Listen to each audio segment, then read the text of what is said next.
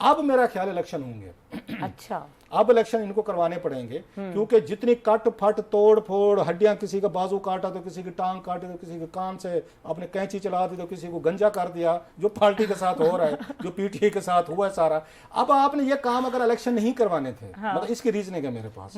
Election नहीं करवाने थे आपने वो जो कहते हैं जी 1 साल एक्सटेंड कर लेंगे, 6 महीने हम इमरजेंसी लगा लेंगे, फिर आपको ये सारा कुछ करने की कट फट, किसी का कान तो किसी की नाक तो किसी की बाली तो किसी के बाल तो किसी के बाजू काटने की जरूरत ही नहीं थी, फिर आपको प्रेस कॉन्फ्रेंसेस कराने की जरूरत ही नहीं थी, फिर आपको लोगों को उठाने की जरूरत ही नहीं थी। इतनी सारी बदनामी इंटरनेशनल लेवल पे आपके खिलाफ वो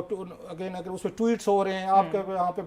बदनामी हो रही, फिर आप बदनामी क्यों लेते? इट मीन ये सारा कुछ करने के बाद इलेक्शन उसमें जहांगीर तरीन साहब भी लॉन्च हो गए, उसमें चौधरी सरवर साहब भी लॉन्च हो गए, उसमें कोई फॉरवर्ड ब्लॉग भी लॉन्च हो गया है, हाशिम डोगर साहब भी आ गए, हमारा मुल्तानी भी सुने हकीकी बना के बैठा हुआ है उधर, इसी तरह की चीजें। फिर ये काम आपने करने नहीं थे। सो ये काम होने का मतलब क्या है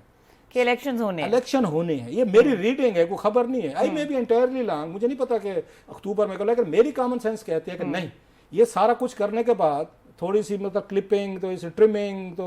कोई हजामत हजूमत करने के बाद फिर आप इलेक्शन करवाएंगे और फिर वही 2018 टाइप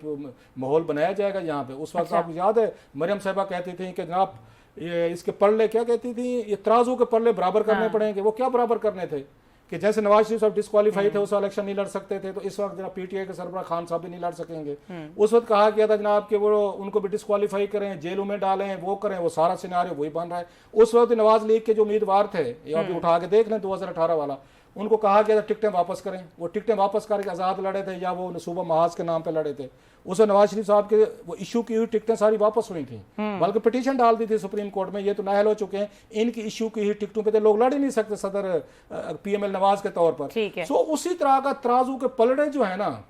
अल्हम्दुलिल्लाह वो बराबर लेवल प्लेइंग